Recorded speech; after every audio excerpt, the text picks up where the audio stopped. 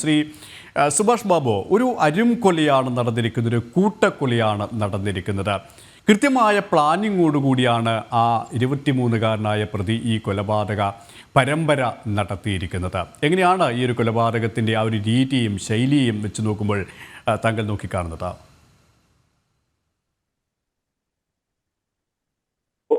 ഒരു കൊലപാതക ഘോഷയാത്ര എന്ന് വേണേൽ പറയാം. കാരണം വന്നു കഴിഞ്ഞ് അതോട് കൂടിയിട്ട് അന്ത്യം വരെ 6 ആളെ കൊല്ലുക എന്ന് പറഞ്ഞാൽ, അല്ലെങ്കിൽ ഒരാളെ മൃതപ്രാതിയാക്കുന്ന വരെ ചെയ്യുമ്പോൾ അതിന് നമുക്കൊരു കൊലപാതക ഘോഷയാത്ര എന്ന് പുതിയൊരു നാമകരണം കൊടുത്താൽ തെറ്റില്ല എന്നിരിക്കുന്നു. നമ്മൾ ഇതുവരെ കേട്ട് കേൾവി പോലും ഇല്ലാത്തതാണ്. അതായത് വിവിധ ആളുകൾ അദ്ദേഹവുമായിട്ട് സാമ്പത്തികമായി അദ്ദേഹത്തിന്റെ പ്രശ്നങ്ങൾ പരിഹരിക്കാൻ പറ്റാത്ത ആളുകൾ എന്ന് പറയുമ്പോൾ ബന്ധുക്കളായിട്ടുള്ള ചില ആളുകൾ ഉണ്ടാവും. പക്ഷെ അപ്പൊ കാമുകി എന്തിനു കൊന്നു, അല്ലെങ്കിൽ സ്വന്തം സഹോദരനെ എന്തിനു കൊന്നു എന്ന് അതിനൊന്നും നമുക്ക് ഉത്തരം കണ്ടുപിടിക്കാൻ കഴിയില്ല. അപ്പൊ അതിന് മോട്ടീവ് എന്താന്ന് ചോദിച്ചു കഴിഞ്ഞാല് അത് പോലീസിനും കണ്ടുപിടിക്കാൻ അത്ര എളുപ്പമായിരിക്കുമെന്ന് എനിക്ക് തോന്നുന്നില്ല. കാരണം ഈ സഹോദരനെ കൊന്നത് എന്തിനാന്ന് ചിലപ്പോൾ ഇത്ര ആളുകളെ കൊന്ന് അവിടെ ഇട്ടിരിക്കുന്നതിനെ സംബന്ധിച്ച് പെട്ടെന്ന് ആ കുട്ടി വന്ന് വീട്ടിലേക്ക് വരുന്ന അവസരത്തിൽ കണ്ട് അത് പ്രശ്നം ഉണ്ടാകണ്ട എന്നുള്ള രീതിയിലുള്ള ആ സമയത്തെ മാനസിക കാര്യം കൊണ്ട് ചെയ്ത ഒരു പ്രവൃത്തിയായിരിക്കാം. പക്ഷെ എന്നാലും മറ്റവരെയൊക്കെ കൊന്നിരിക്കുന്ന സാഹചര്യം, ഇപ്പൊ സ്വന്തം ഉമ്മയെ കൊന്നത് അവർ രോഗിയാണെന്നറിയാം, അദ്ദേഹത്തിന്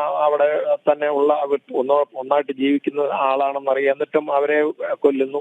അതുപോലെ തന്നെ അദ്ദേഹത്തിന്റെ പിതാവിന്റെ അമ്മ, അതവരെ സംബന്ധിച്ച് അവരെന്തോ സാമ്പത്തികമായിട്ട് സഹായിക്കാൻ ചോദിച്ചു കൊടുക്കാത്തതിന്റെ വൈരാഗ്യം കൊണ്ട് ചെയ്ത്, എന്നിട്ട് ആ മാല എടുത്തുകൊണ്ട് പോയി എന്നാണല്ലോ പറയപ്പെടുന്നത്. അതല്ല മറ്റു ബന്ധുക്കളായാലും ശരി, ഇവരുമായിട്ട് വളരെ കൂടുതൽ അടുത്ത ബന്ധം, അദ്ദേഹത്തിന്റെ പിതാവുമായിട്ട് ബന്ധം വളരെ സ്ഥാപിച്ചിട്ടുള്ള ആളും, ഇവരുടെ എല്ലാ കാര്യങ്ങളിലും നോക്കുന്നതും ശ്രദ്ധിക്കുന്നതും ഇവർക്ക് വേണ്ട ഉപദേശ നിർദ്ദേശങ്ങളൊക്കെ കൊടുക്കുന്ന വ്യക്തിയാണ്. അദ്ദേഹത്തിനോട് പകയുണ്ടാകും, അതൊക്കെ വേണ്ട. പക്ഷെ ഇതിന് വിവിധ രീതിയിലുള്ള വ്യക്തികളായതുകൊണ്ട് ആ വ്യക്തിയുമായിട്ടുള്ള ഇയാളുടെ ബന്ധം നമുക്കൊന്നിച്ച് ഒരു ചരലിൽ കോർത്തിണക്കി ഒരു മോട്ടീവ് ഇതിനെ കണ്ടുപിടിക്കാൻ ബുദ്ധിമുട്ടായിരിക്കും. എന്തായാലും ഇത് നമ്മളെ സംബന്ധിച്ചിടത്തോളം നമ്മൾക്ക് ഇതുവരെ പരിചയമില്ലാത്ത, ഇതുവരെ നമ്മൾ കൈകാര്യം ചെയ്യാത്ത, കേട്ടുകേൾവിയില്ലാത്ത രീതിയിലുള്ള ഒരു വൈവിധ്യമാർന്ന കൊലപാതക പരമ്പര എന്ന് വേണമെങ്കിൽ നമുക്ക് പറയാം.